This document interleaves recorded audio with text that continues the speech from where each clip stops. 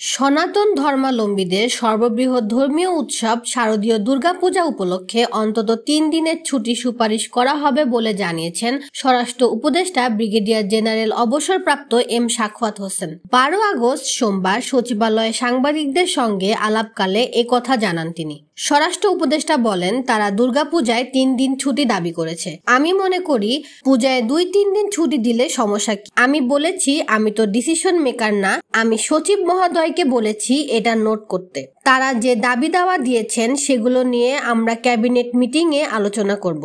জন্মাষ্টমী উপলক্ষে সারা দেশে নিরাপত্তার ব্যবস্থা নেওয়া হবে বলেও জানান স্বরাষ্ট্র উপদেষ্টা।